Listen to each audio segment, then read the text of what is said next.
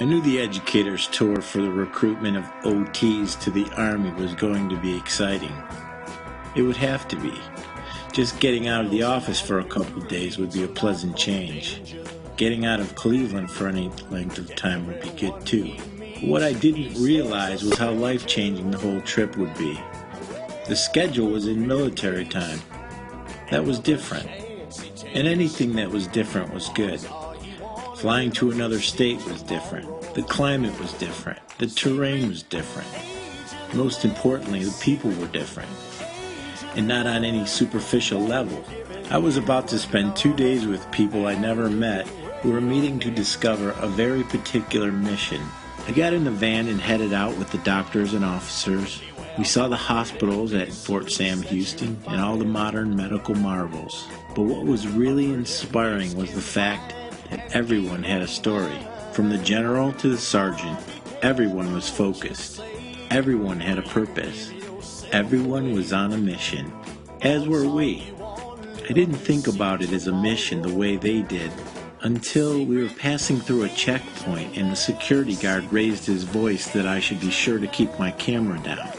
Although I was innocently focused on the captain telling her story in the front row, I quickly learned you do not raise your camera at an Army checkpoint. I didn't realize just what was going on till he waved us through and the captain started saying how she was not about to deal with security putting a damper on our mission. Oh no, she said.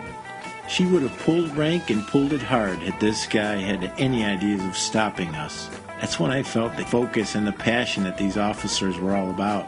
The captain went on to tell her stories about being a PA on the front line of Iraq, of how she was in a vehicle as she watched the one in front of her get blown up from an IED. At the Center for the Intrepid, we learned about the Fishers.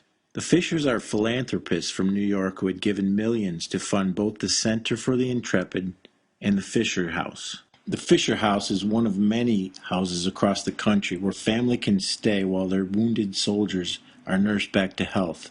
There is something special about having family that helps in the healing process. At the Center for the Intrepid, we saw some of the latest and greatest high-tech equipment for helping our wounded soldiers get back to living productive lives.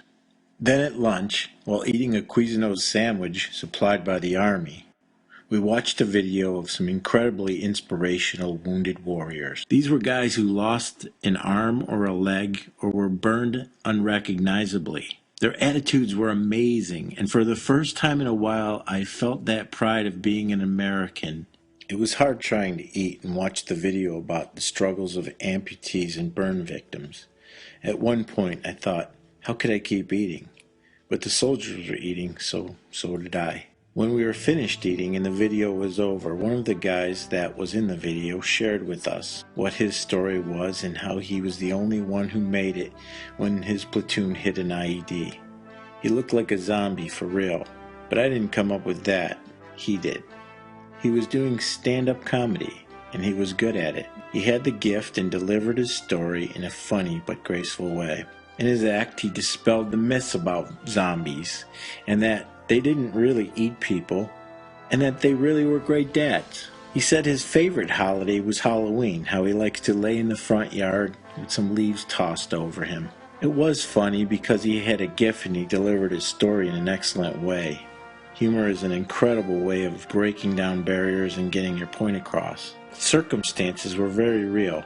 There was nothing funny about no longer having an arm and being burnt so badly that no one would ever recognize him again.